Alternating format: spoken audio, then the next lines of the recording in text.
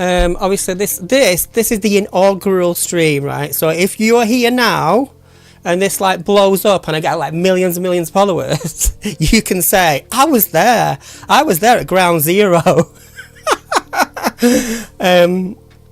I've got a bit of a background bed music. I don't know if you can hear that. Is that too quiet or is it distracting? Is it okay? It's just because make sure I don't do that. What it is with me, because I'm a bit ADHD. I say a bit ADHD. I am ADHD. So I have to have a bed of music behind me. That just calms me. Okay, so I was waiting for. I was going to do a test phone call, so I was waiting for somebody to help me, but I don't know if they're going to turn up. Right, I'll just show you my other scenes. So what have we got? What have I got? Right, the overcam. So right, I've got old-fashioned print media, right? Because this is important. Because I get a lot of magazines, and I think browsing the internet is one thing. We can all do that, can't we? But I get hold of actual print, because the reason I do that is because I make little cut-ins, and obviously this one specifically. What is this? Oh, this is Byline Times, right? So I've got a few different things that I bring into the conversation, because if I'm talking to someone, I want things to be current. I want them to be that day, that week, so sometimes when you're browsing social media or you're browsing the internet, you can't be sure how old an article is or how current something is. I know because I bought it that day. It doesn't mean the information's right, it just means it's current, right? So that's me overcam. What else have I got? Oh, I've got me. This is what I call the fourth wall, breaking the fourth wall, so you can, bit of that. And then what else have I got? Oh yeah, the internet. So this is when I'm looking at YouTube. Oh my god, it's going to show me YouTube history. Not that I've got anything to be ashamed of, but so let me just bring some. Sell chocolates, and you went in with. Oh, I've been watching. I've been watching the Rest Is History podcast. I do like some of the stuff, so because I am a bit of a history fan. A cough. A hangover. What's the volume like on that? Is that your okay? Your libido was in poor shape. He would.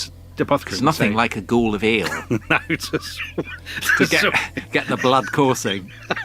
Benjamin Franklin apparently recommended chocolate as a cure for smallpox. Apparently, I've got 5 years. Woohoo! Go me! Absolutely is. And Thomas Jefferson, not a friend of the Rest Is History. Just let me pause that. So obviously, yeah, you can see what I'm doing there. I've got the chat at the bottom. I've got my little YouTube window. So, because what I'm going to do a lot of reaction videos, because obviously there's a lot of bullshit media we've got to wade through. So most of the stuff I talk about is like looking at culture war stuff, and I look at things through the lens of social media radicalization and things like that, and how things are kind of processed through the internet. So obviously when you're doom scrolling, somebody else is curating. Yeah, you might think you're picking videos to watch, but how much of that is you? Because obviously some of it will be because it's algorithmically trying to reward you, but we do get fed things. So that's what I look at. I look at what is being fed to me, which might be quite dangerous. Not many cat videos, I will admit. I don't follow. I follow a lot of that crap on Instagram where, people make things that you're never going to make in your life. Like they'll like, I don't know, like a toilet roll with kittens on it or something. I don't know, but that sort of thing. I don't know why. I think maybe it's just relaxing. Anyway, let's have a look at. I've been watching some of these old BBC videos. Now, ladies and gentlemen, I wonder if there can be any doubt at all in your mind about who the winner of the plaque is going to be for the British. Being at it so. Yeah, I like a lot of these old BBC archive things. Because they're a bit of a snapshot, aren't they, on history and. Hang on, let me have a look.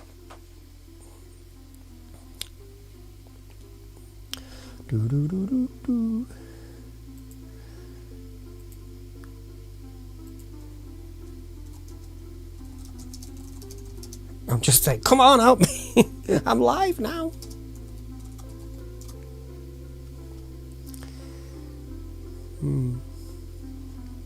One thing I've got to remember is I've got WhatsApp on my laptop, so I don't want to put my WhatsApp screen on, do I, when I'm streaming? That would be a bit of a faux pas.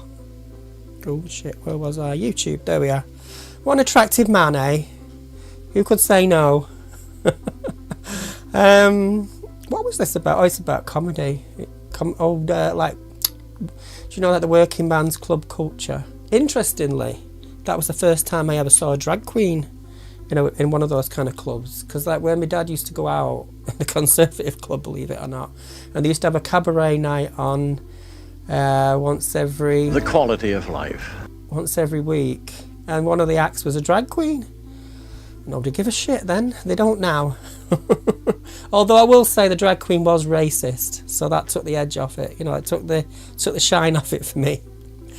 There was this one about... I see they're so esoteric, these little videos you'll have. Like there was one about a vegetarian, and it was like, here's David, the man who eats grass. It was like, oh, and there's like this 30-minute film about how this man survives. How does he survive on a vegetarian diet? Who is this strange creature? I'll see if I can find it.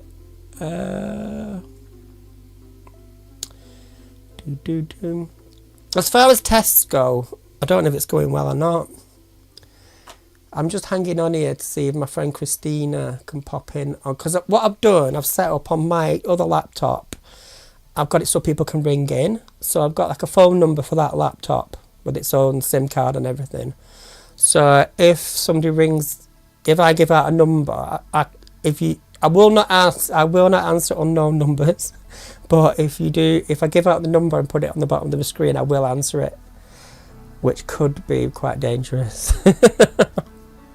But I've got a delay on it. See, this is it. I've got a 5-second delay, so I can mute it before it hits the screen. A bit like the chat. Let me have a look at the chat, see who's in. Alex, yeah. Volgra. I don't know if I know you in real life. I don't know if you're using like names I don't know, and I might have known you off Blue Sky or Twitter or whatever. Sorry if I don't recognise you. Is that okay there? Is that distracting? That's quite, because I've got my mic on a gibbet, whatever you call it. It's a bit bouncy, isn't it?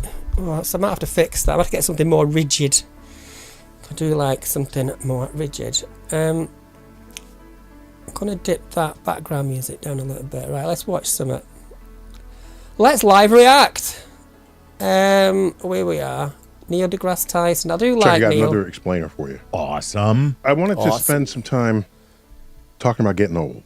Oh no, I'm getting old. Feeling it, bro.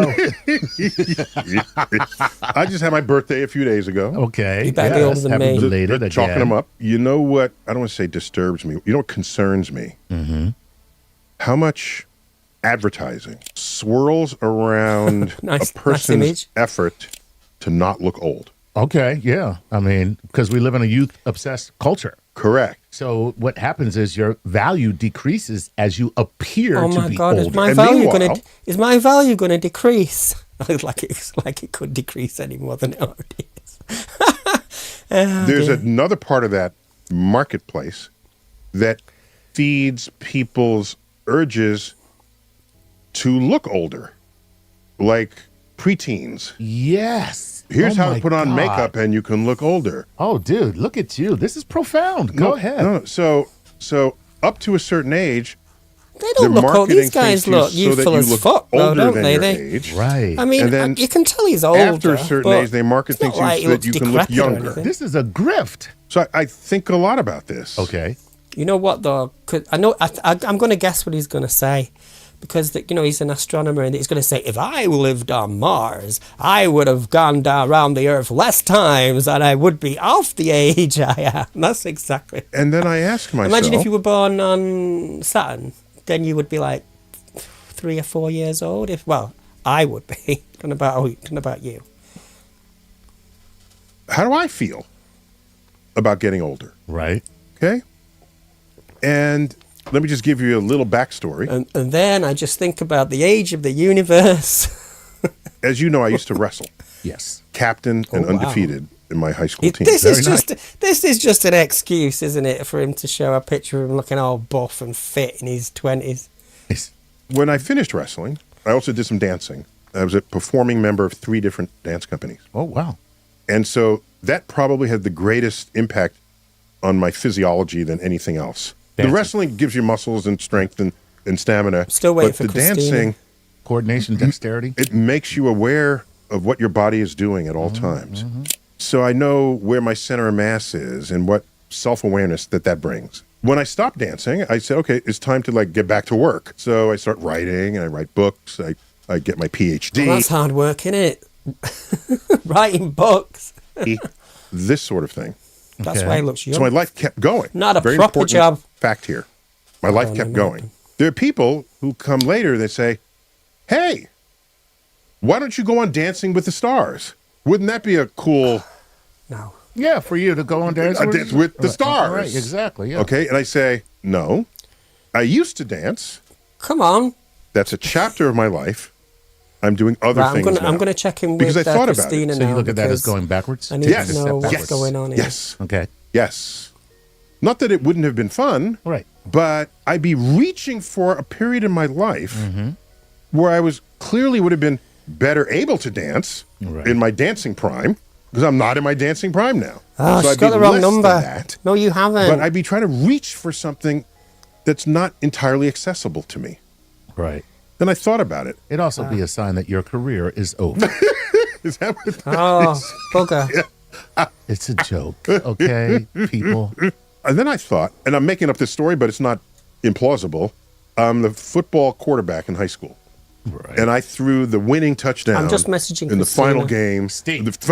Okay. I won state. And then I got a trophy. Right. It's on my mantle. Right. And she's texted then me, I but I graduate can't high see school. it. And I go Sorry, work Neil. at the gas station. Just hang on a minute, Neil. I've got an important call. I'm just trying to... Oh, what's going on? Right, copied and pasted the number you sent me. It doesn't work. Oh, my God, the number doesn't work.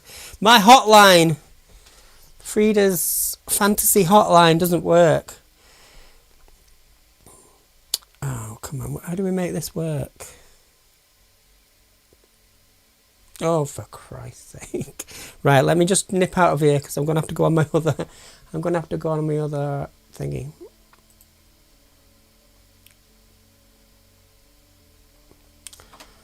Right, what I'm going to do, I'm going to take Christina's number off here and dump it into my... Oh, it won't let me! This is so frustrating. All right.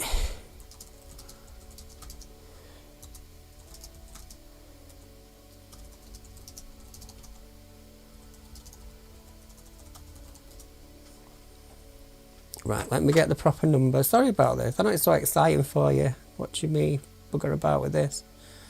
Where are we? Oh, God. I'll probably give her the wrong number. Right, cut and paste. That's the easiest way of doing it. The reason I'm using this cutaway screen is because I'm using WhatsApp on my main screen. I don't want you to see my numbers list just because I keep people private. A collection of poetry and essays of my life experience of being a brown trans woman in the UK, growing up and finding happiness through the ugly. Right. The thing is, I think the stream's gone down. That's so annoying. I don't know if it's because I'm using WhatsApp as well on here and it's taken up. But it shouldn't take... Potentially, but that's what the whole thing is about, right? Testing this out and seeing how to get this stuff to work. Well, it's just, I think my internet connection is pretty crappy, to be honest, in terms of what you can get these days. But so I might have to do something about that. But it seems to be back on now. So yeah, I can see you now, so that's good. Yeah.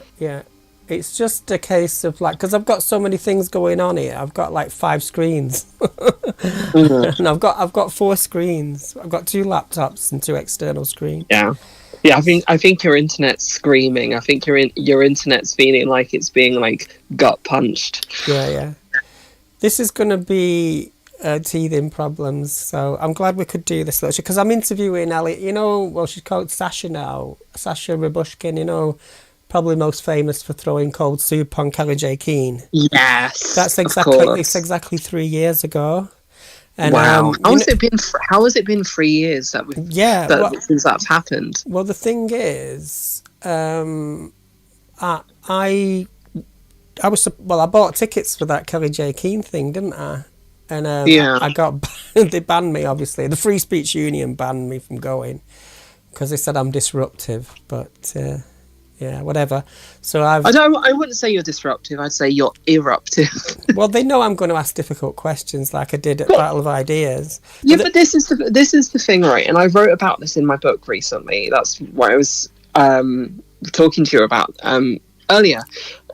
I wrote about this in my book. They call it the Battle of Ideas, but they don't want to discuss ideas. They don't want to have a battle of anything. They just want to have an echo chamber of the same thing. It's a light skirmish of agreement. It is. Because when I went to they did one in Manchester, and I thought, sod this, you're not coming onto my turf and preaching your hate speech. So I just went. I knew they weren't going to let me in, but I went outside there and I wrapped the entrance in fragile, the fragile packing tape. I wrapped them in fragile tape and stuck my extreme wokeness stickers all over. Of course you did. And then they got security to say I was vandalising the entrance. I said, I'll vandalise your entrance in a minute, mate. Wow. But I'm just getting a bit sick of this kind of. I'm making a whole video about free speech, and it. Yeah. I don't know if you remember it, but when I was writing in the book, I was talking about how when we went to the Battle of Ideas in London outside and we protested, and I talked about the fact that within an hour we were being called Trantifa on social media. Oh yeah. when it was about 6 or 7 of us just quietly standing in the street, and you in a witch's garb and with your speakerphone. That was it. Yeah, but I wasn't doing anything disruptive. I didn't do anything. No. I didn't do anything disruptive inside the building. You could say that setting off confetti cannons, because there's that video of Graham Linehan that somebody was just. Wait, the one where he waddles up off the carpet and runs to the window. They were trying to do a podcast, weren't they, or something? And I set off the confetti cannon outside, and that's what you hear in the video. And Graham Linehan must have thought they think we are terrorists. You've got to. Was it Alexander Gold? I think. No, he's called Andrew Gold. Andrew Gold. That's it. Yeah. But these people mention me all the time. Like Graham Linehan's talked about me when he's on podcasts, and he calls me this sex obsessed pervert who sends porn to disabled girls and all this kind of stuff. And I was like, if you're going to talk about me like that, at least let me, have my say. At least pay me. You're going to talk about me like that. At least freaking pay me. Jeez. Yeah. So I know this is not a very natural conversation we would normally have, because I am sort of doing a sound test, and I'm employing you to make some noises with your mouth so I can record this. But it's fine. I've been employed to use my mouth before. It's all good. I've got no problem with that.